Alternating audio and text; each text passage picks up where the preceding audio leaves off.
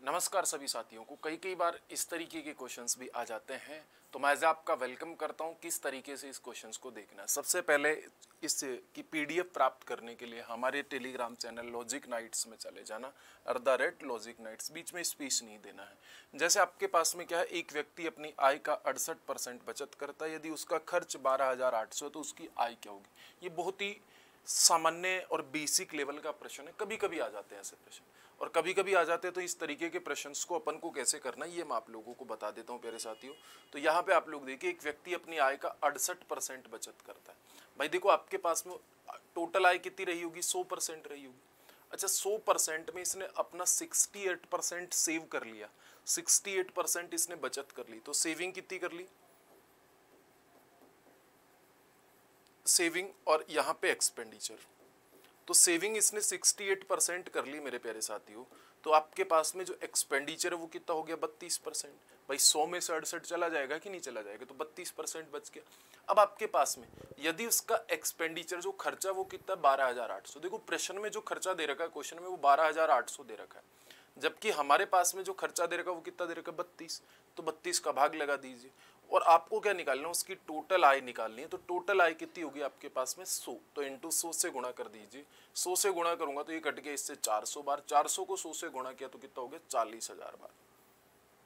मतलब आपके पास में ऑप्शन नंबर बी। कुछ साथी इसको ऐसे बोल देंगे कि सिंपल आपके पास में कि 32% की जो वैल्यू है, 32% की जो वैल्यू वो कितनी है, 32% की वैल्यू 12,800 है। 1% की वैल्यू कितनी हो जाएगी, 12,800 डिवाइड बाई 32। तो आपके पास में फिर 100% की वैल्यू निकालेंगे तो भी बात यही निकल के आएगी। तो कोई दिक्कत परेशानी नहीं, आप आसानी से इस बात को कर सकते हो, सिंपल फॉर्मेट में आप यूज कर सकते हो। तो आपको बहुत ज़्यादा मेहनत नहीं करनी। चले आगे अगले वाली बात पे। उम्मीद करता हूँ आपको ये बात समझ आ गई होगी। तो ऐसे छोटे छोटे प्रश्नों से आपको घबराना नहीं। जैसे अब आपके पास में भिन्न में दे दिया, परसेंटेज के बजाय किस में दे दिया, भिन्न में। देखो, एक महिला अपनी आय का 2/7 खर्च करती है, अपनी आय का 2/7 खर्च करती है। तो आपके पास में उस महिला का जो खर्च है वो क्या है, आय का 2/7 है।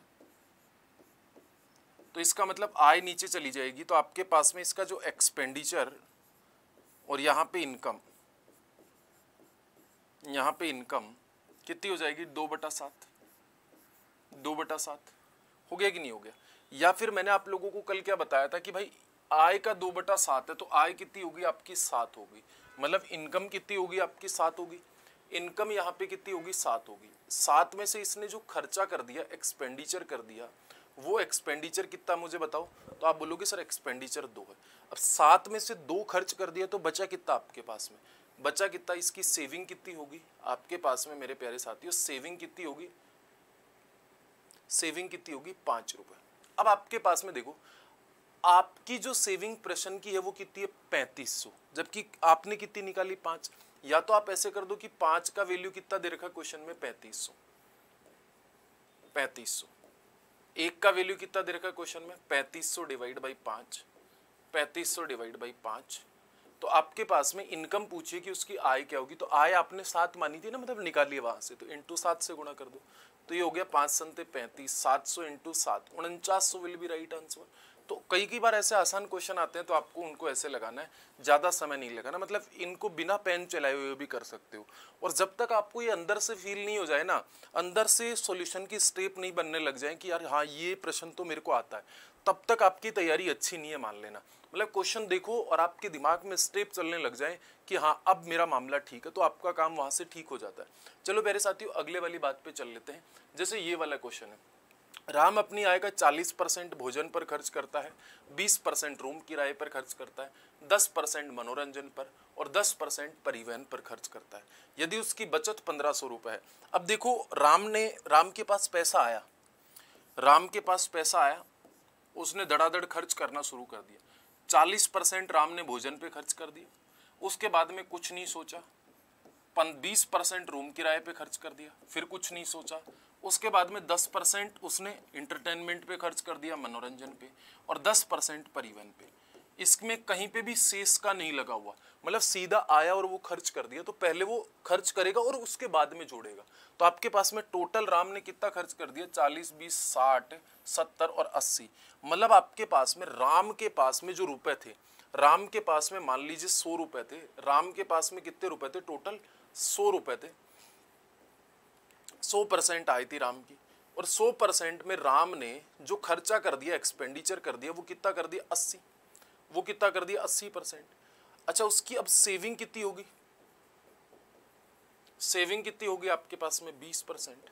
मतलब राम के पास पैसा आया, 40% खर्च किया, 20 रूम पे, 10 मनोरंजन पे, 10 परिवहन पे खर्च करता चला गया, टोटल ऐसे 80 खर्च कर दिया, बचा कितना आपके पास में, 20% सेविंग बची। अच्छा, अब आपके पास में if the save 1500 the month and the total monthly salary. अब आप इसमें ज्यादा 15 का वैल्यू 1500, यहाँ पे 20 का वैल्यू 1500 मत करिए, सीधा करिए, क्वेश्चन में कितना बचा रहा है, 1500, जबकि हमारा कितना बचा हुआ है, 20। आपको मंथली सैलरी पूछी और आपने कितनी मानी थी, 100, तो इंटू 100, 100 से गुणा करोगे इसको तो 20, 5, 100 और 15, 5, 7500 है क्या इसमें, कहीं ना कहीं option number D will be right answer, D for Dehradun will be right answer. Hope so आप इस बात को समझ गए होगे, इसमें आपको कोई दिक्कत परेशानी नहीं होगी। रोज आपके लिए ऐसे वीडियो आते रहेंगे अच्छे अच्छे, आप परेशान नहीं होना। तो यहाँ पे आगे देख लीजिएगा, अगले वाली बात पे अपन चल लेते हैं। जैसे ये वाला है, एक व्यक्ति अपनी आय का 1/3 भोजन पर खर्च करता है, अपनी आय का 2/5 पढ़ाई पे खर्च करता है, और अपनी आय का 1/15 कपड़ों पे खर्च करता है।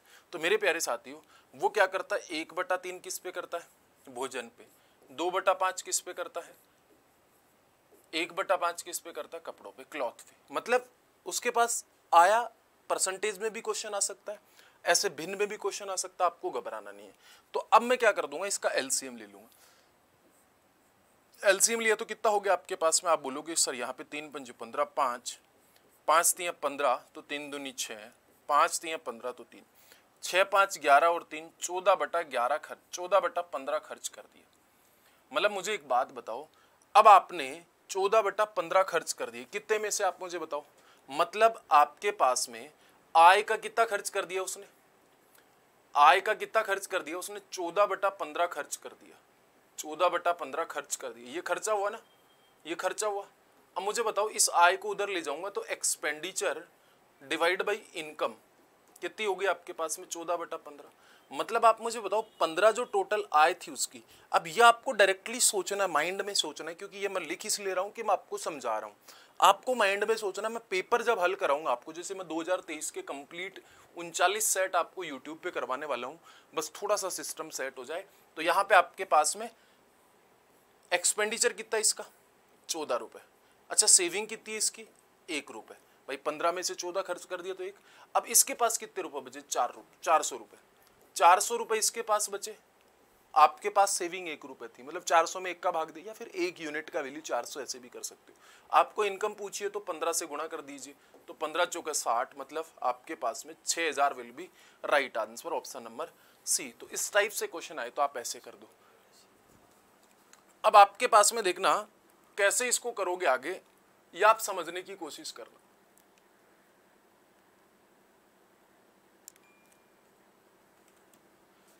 अगले वाली बात को आप समझने की कोशिश करना। अगले वाला क्वेश्चन कैसे करेंगे हम लोग, देखिएगा। अब जैसे ऐसा क्वेश्चन आ जाता है, ऐसा क्वेश्चन आ जाता है, इसको कैसे करोगे आप लोग, ये आप मुझे बताइए।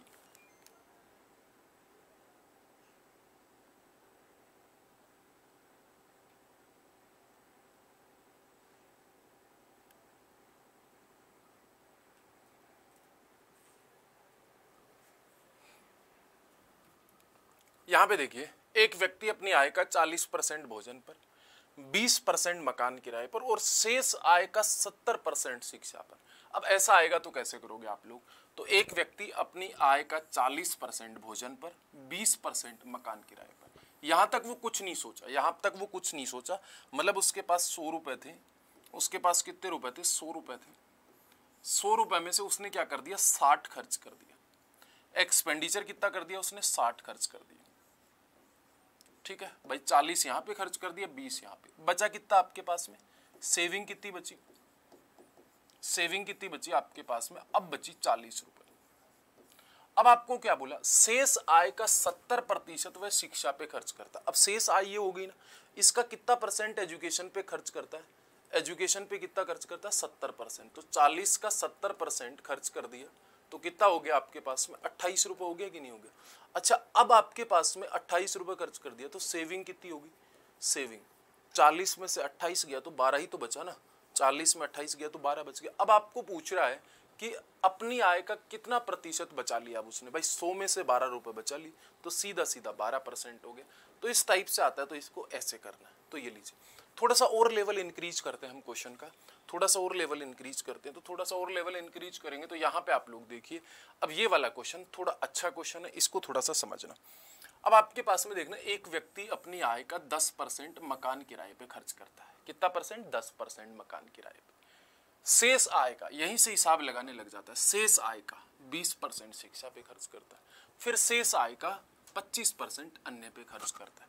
मतलब आपको क्या बोला, a man spend 10% of his monthly income salary on house rent, 20% of the rest on the education. ठीक है ना, मतलब स्पेंड करता और उसका बचा हुआ भाग, ठीक है ना, इंग्लिश में शायद मेरे को सही नहीं लग रहा होगा, a man spend 10% of his monthly salary on house rent, 20% rest income का ना,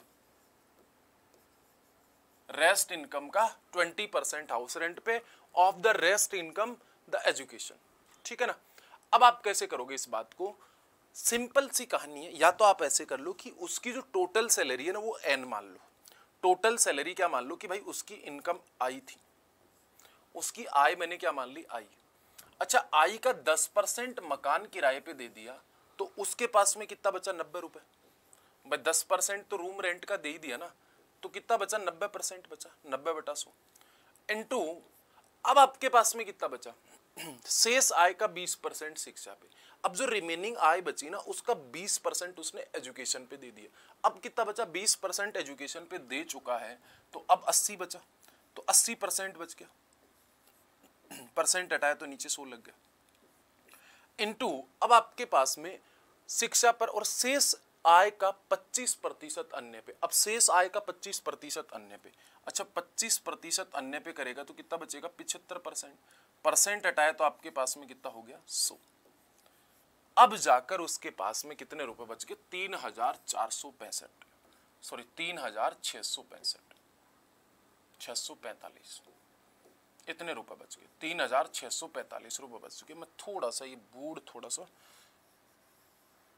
काम ठीक से नहीं कर रहा, यहाँ पे 80 था और यहाँ पे 75 था, अब ठीक है, 3,645 रुपए हो गए।